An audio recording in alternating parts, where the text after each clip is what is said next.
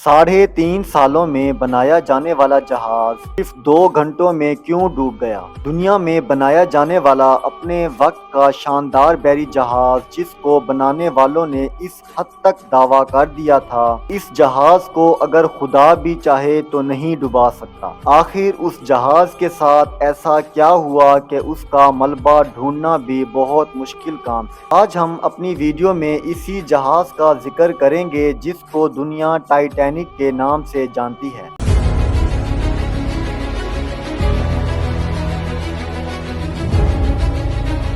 رضوان knowledge factory میں تمام دوستوں کو خوش آمدید۔ دوستو، ہمیں آپ کے سپورٹ کی بہت ضرورت ہے۔ ہمارے چینل کو لازمی سبسکرائب کریں۔ آپ کا صرف ایک سبسکرائب ہمیں ایک نئی امید دیتا ہے۔ 10 اپریل 1912 یہ وہ دن تھا جب دنیا کا سب سے شاندار اور مہنگا ترین بحری جہاز ٹائٹینک اپنے پہلے سفر کے آغاز کے لیے بالکل تیار کھڑا تھا۔ اس دن اٹلانٹک اوشین بے حد پرسکون تھا اور سمندری طوفان کا بھی کوئی چانس نہیں تھا۔ اس دور میں ٹائٹینک پر تقریباً $7.5 ملین کا خرچ آیا تھا، جو کہ آج کے دور کے حساب سے تقریباً $400 ملین بنتے ہیں۔ اس شپ کے اندر جو فیسلٹیز رکھی گئی تھیں وہ کسی بھی 5 اسٹار ہوٹل سے کہیں زیادہ۔ سٹینڈ گلاس ونڈوز اور نیٹ ووڈ پینلنگ کے ساتھ 2 بڑے grand staircase, heated swimming pool, Turkish bath, electric bath, ایک جم، ایک اسکواش کورٹ کے ساتھ ساتھ 4 ریسٹورنٹ، ایک باربر شاپ اور ایک لائبریری بھی موجود تھی۔ اس طرح کی سیفٹی کا استعمال کیا گیا تھا ٹائٹینک کو بنانے میں کہ یہ شپ کبھی ڈوب ہی نہیں سکتی۔ اس جہاز کو بناتے وقت 6 ایسی غلطیاں کی گئی تھیں جس کی وجہ سے اس حادثے کو تقریباً 100 سال گزر جانے کے باوجود آج بھی یاد کیا جاتا ہے۔ ٹائٹینک کی کنسٹرکشن 1907 میں شروع ہوئی تھی اور تقریباً 3 سال کا وقت اور 2000 ورکرز کی محنت سے جہاز کو تیار کر لیا گیا۔ جہاز پوری طرح تیار تھا لیکن ابھی اس کو ٹیسٹ کرنے کا فیز ابھی باقی تھا۔ ٹائٹینک بنانے والی کمپنی وائٹ سٹار لائن کا بھروسہ تب مزید بہتر ہوا جب ٹائٹینک نے اپنا پہلا ٹیسٹ کامیابی سے پورا کر لیا۔ ٹیسٹ پورا ہوتے ہی پوری دنیا کے نیوز پیپر میں اس جہاز کو دکھایا گیا، جس کے فرنٹ پر یہ ہیڈ لائنز لکھی گئی تھیں کہ انسنکیبل ٹائٹینک، یعنی کبھی نہ ڈوبنے والا جہاز۔ ٹائٹینک کا پہلا سفر انگلینڈ کے شہر ساؤتھ ہیمپٹن سے شروع ہوا۔ ٹائٹینک کی منزل امریکہ کا سٹی نیو یارک تھی۔ 10 اپریل 1912 کو ٹائٹینک نے اپنا پہلا سفر شروع کرنا تھا۔ ٹائٹینک کے اکانومی پورشن کا کرایہ $30 جبکہ فرسٹ کلاس میں سفر کرنے کا کرایہ $150 رکھا گیا تھا، جو کہ آج کے دور کے حساب سے اور پاکستانی کرنسی میں تقریباً 7 لاکھ روپے بنتے ہیں۔ جب لوگوں نے اس نہ ڈوبنے والے جہاز کی اتنی مارکیٹنگ کا سنا تو بہت ہی کم عرصے میں ساری ٹکٹس بک کر لی گئی اور آخر کار انتظار کی گھڑیاں ختم ہوئیں اور وہ دن آ گیا جب ٹائٹینک نے اپنا پہلا سفر سٹارٹ کرنا تھا۔ 10 اپریل 1912 کو ٹائٹینک نے اپنے مسافروں کے ساتھ سفر کا آغاز کر دیا۔ ٹائٹینک کو دیکھنے کے لیے لاکھوں لوگ آئے تھے۔ پہلے سفر پر روانہ ہونے کے صرف 2 ہی دن بعد 12 اپریل 1912 کو ٹائٹینک کو پہلی آئس وارننگ موصول ہوتی ہے، یعنی جس اٹلانٹک اوشن پر تیر کر ٹائٹینک امریکہ کی طرف جا رہا تھا وہاں پر بڑے بڑے برف کے پہاڑ موجود تھے۔ یہ آئس وارننگ بہت ہی اہم چیز ہے کیونکہ سمندر میں تیرتے ہوئے جہاز اپنے آس پاس کے جہازوں کو سگنلز دیتے رہتے ہیں کہ سمندر کے اس حصے میں برف موجود ہے۔ 40 کلومیٹر فی گھنٹہ کی رفتار سے امریکہ کی طرف بڑھتا ہوا ٹائٹینک آئس وارننگز کو بہت ہی عام سی بات سمجھتا ہے۔ 2 دن کے بعد 14 اپریل 1912 کو ٹائٹینک کو 7 بار اور آئس وارننگز موصول ہوتی ہیں، لیکن کیپٹن سمتھ ان وارننگز کو اگنور کر دیتے ہیں۔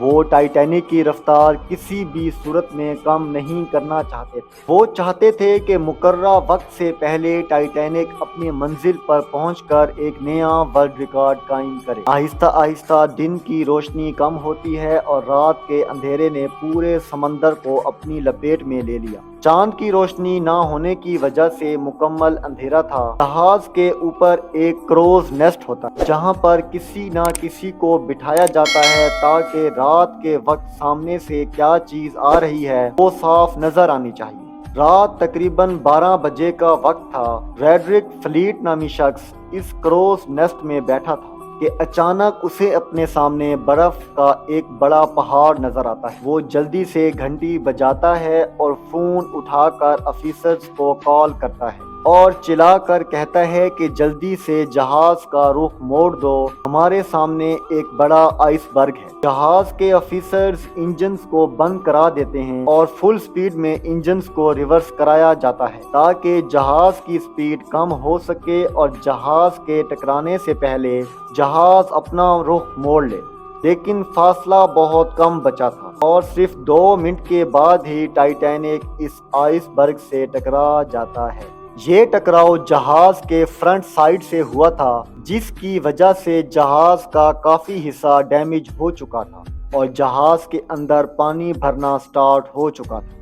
اس کولیجن کے فوراً بعد کیپٹن سمتھ اور ٹائٹینک کے آرکیٹیکٹ تھامس اینڈریوز نے میٹنگ بلائی تاکہ اندازہ لگایا جا سکے کہ جہاز کتنا کریش ہوا ہے۔ جب انہوں نے ٹائٹینک کے میپ کو دیکھا اور اندازہ لگایا تو ان کو پتہ لگا کہ ٹائٹینک اب ڈوب جائے گا۔